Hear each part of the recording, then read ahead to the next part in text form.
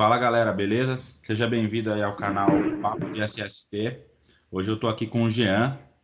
O Jean, ele vai se apresentar aí para vocês. Então, a gente vai falar sobre um tema bastante interessante aí hoje. Então, Jean, bem-vindo. Obrigado por aceitar o convite aí de trocar uma ideia com a gente, trocar umas experiências.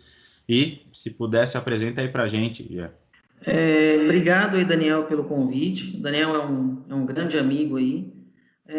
Bom, eu sou o Jean, eu trabalho na área de SGI, voltado aí para qualidade automotiva e também com interfaces aí para gestão de meio ambiente e gestão de segurança do trabalho. Minha experiência profissional está voltada aí para a indústria farmoquímica, autopeça, também no segmento hospitalar e, por último, agora no segmento químico mesmo, né? E estou à disposição aí para a gente fazer esse bate-papo aí. Legal, Jean. Então, Gia, acho que para iniciar, né, para o pessoal conhecer, eu atuei com o Jean aí quase 3 anos aí trabalhando junto, onde eu pude aprender bastante coisa com o Jean. O Jean é um cara que manja bastante da parte de sistema de gestão, implantação de normas. Lá na empresa nós trabalhamos com a ISO 9001, a ISO 14000, a IATF e a OSAS 18001 migrando para a ISO 45001. Então, tem um conhecimento bem amplo. E aí, Jean, para o pessoal entender, né? Eu tô numa empresa, né? Eu tenho a intenção de implantar uma norma ISO. Qual que é o primeiro passo, né? Se a gente focasse aí, por exemplo, numa norma de segurança do trabalho, né? Nessa nova versão da ISO 45001, qual que é o primeiro passo que tem que ser dado para poder implantar uma norma como essa? Bom, Daniel, o protocolo de implementação de uma norma de segurança, estrategicamente, ele é parecido com o de outras normas. Então, as empresas dificilmente partem da estaca zero. Geralmente, elas já têm alguma coisa, ou muita coisa, em alguns casos. Por quê? Porque a empresa ela já está inserida no mercado competitivo, ela já cumpre legislação, então, ela já tem um ponto aí já conquistado. Então, isso pode variar de empresa para empresa. Então, o primeiro passo a ser feito é uma análise de aderência, um mapeamento, né? Então, você vai fazer um mapeamento de toda a empresa e ver o que ela já tem e o que ela precisa fazer. Então, o primeiro passo é uma análise de aderência, confrontando com aquilo que ela deseja implementar, seja uma norma de qualidade, seja uma norma de segurança do trabalho, ambiental, enfim, algum requisito de cliente, vai sempre partir desse pressuposto, uma análise de aderência, tá? E isso pode ser feito interno na empresa, é melhor fazer com uma consultoria. Olha, isso pode ser feito interno, né? Dependendo da experiência da equipe ali, da vivência que ela já teve, mas o recomendado é que se tenha uma visão de fora também, né? Principalmente quando se trata de uma implementação, para não correr o risco de chegar no momento X ali, que eu vou chamar aqui de momento da certificação ou momento da validação, e não ter o trabalho perdido. Então, eu diria que pode ser feito por uma equipe interna, multifuncional, por exemplo, mas seria bom que isso fosse validado de alguma forma por algum agente externo, né? Esse agente externo pode ser alguém contratado, ele pode ser alguém de uma outra empresa, né? Uma empresa parceira, por exemplo, porque aí você pega uma visão de contraponto, fica mais seguro. A chance de dar certo é maior. E uma vez implementado, Jean, né, foi feito esse processo de levantamento, de aderência e tudo mais. Aí o próximo passo, né? Então já tenho todo esse levantamento, já contratei alguém externo. Qual que seria o próximo passo para continuar essa certificação? Bom, feita a análise de aderência, então a gente vai ter uma porcentagem X aí de atendimento. Vamos imaginar que a empresa esteja num patamar muito inicial, então ela esteja atendendo aí 20% do que ela gostaria ou do que a certificação que ela pretende conquistar, ela tem, né? Então aí a gente cai para um formato de controle de projeto. Então seria o seguinte, os gaps, eles são estruturados em etapas, né, dentro desse controle de projeto, estabelecendo aí os prazos e quem faria. E aí é preciso nomear um gestor desse projeto. Esse projeto vai ser gerido por uma pessoa ou por uma equipe que vai acompanhando o andamento de cada ação, né? E vai atuando no sentido de ser o facilitador para que esse projeto vá passo a passo aí, caminhando rumo ao 100% dentro de um prazo estipulado, né? Seria nesse formato, a estruturação de um projeto de implementação. Bem legal, Jean.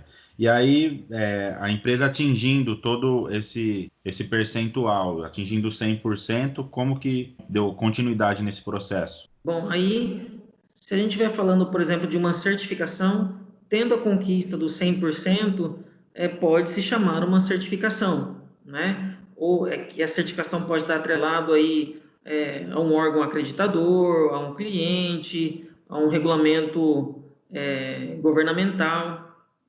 Com base nesse resultado de 100%, aí sim você pode pedir essa certificação, essa validação, né?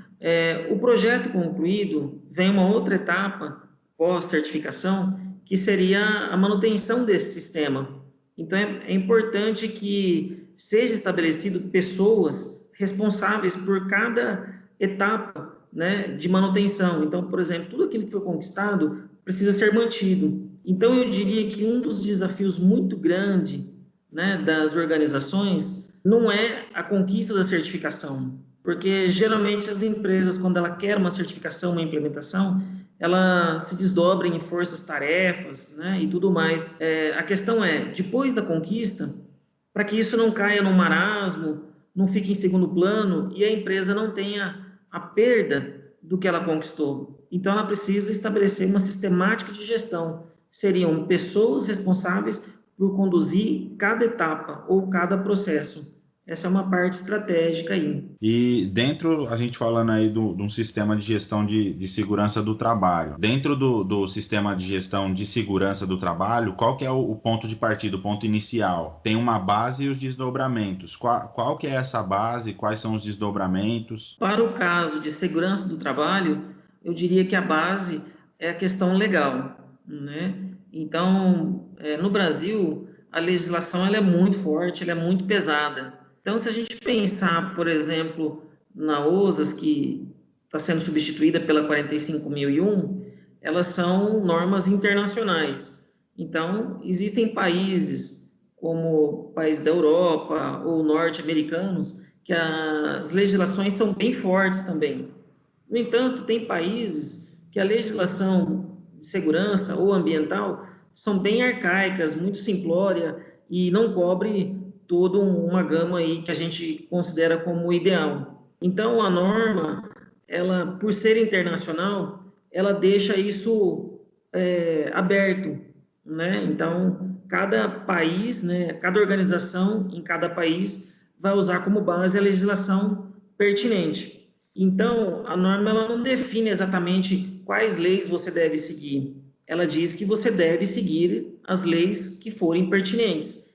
Então, no caso do Brasil, como a legislação é pesada, ela é abrangente de fato, então um ponto de partida seria pelo cumprimento das leis, sabe? Então, se a gente tiver uma forma de conseguir mapear quais são as leis pertinentes à sua organização e trabalhar a gestão dessas leis, então você tem um ponto de partida aí muito sólido, muito forte. Só para a gente finalizar, acho que está bem legal aí, já deu para explicar bem. Em relação aos desdobramentos depois de já implementado, a questão de auditoria, como que funciona os processos de auditoria, de manutenção, quanto tempo que dura um processo de auditoria, quanto tempo é válido a certificação? Bom, aí a gente chama, por exemplo, uma certificadora que vai estar representando um órgão acreditador e vai validar o nosso sistema de segurança do trabalho, por exemplo.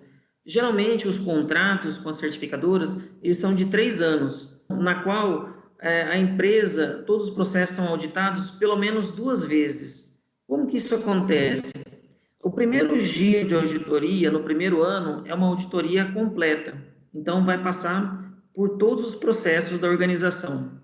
A segunda auditoria, no segundo ano, ela vai pegar o sistema de gestão, mais a direção e metade dos processos. Na terceira e última auditoria, passa obrigatoriamente pelo sistema de gestão, direção e a outra metade dos processos. Feito isso, dentro de um ciclo de 3 anos, então a gente tem aí todos os processos auditados pelo menos 2 vezes. E o sistema de gestão e direção auditados 3 vezes. Geralmente um ciclo de auditoria é nesse modelo aí. Para dar suporte a essa auditoria externa, né, da certificadora, que está representando um órgão acreditador, ter sucesso, é importante que internamente a gente pense também em formas de auditoria. É o que a gente chama aí de auditorias internas. Então, são colaboradores, pessoas da própria organização que são treinadas e habilitadas para fazer esse treinamento. Existe uma sistemática de auditoria interna na qual você contrata uma empresa terceira para fazer isso. É possível também. Eu diria que os dois formatos são bons.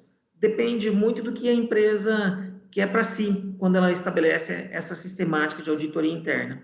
Por exemplo, quando ela coloca pessoas da própria organização para fazer a auditoria, de uma maneira geral, você está difundindo o conhecimento sistêmico dentro da empresa. E as pessoas que trabalham na organização, elas conhecem mais a fundo a organização. Então, é possível de ter auditorias aí muito aprofundada, com resultado muito positivo.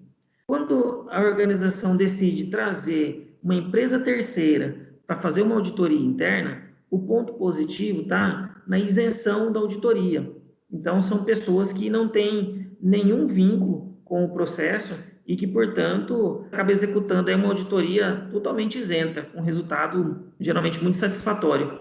Então, optar por fazer auditoria interna com pessoas da organização ou auditoria interna com empresa contratada, os dois modelos são bons. Realmente depende do que a empresa quer para si naquele momento. Legal, acho que deu para entender bem, ficou bem claro. Novamente, eu queria agradecer aí por aceitar o convite, né, para trocar essa ideia com a gente. Eu acho que é muito valioso esse tema, né, principalmente pelas mudanças que estão acontecendo dentro das normas regulamentadoras nesse momento. Tem se falado muito de gestão nesse momento, então as empresas, mesmo que não tenham uma certificação, elas vão ser obrigadas a partir para essa linha de gestão. Então, eu acho que isso deu para dar um bom norte aí sobre esse processo de certificação.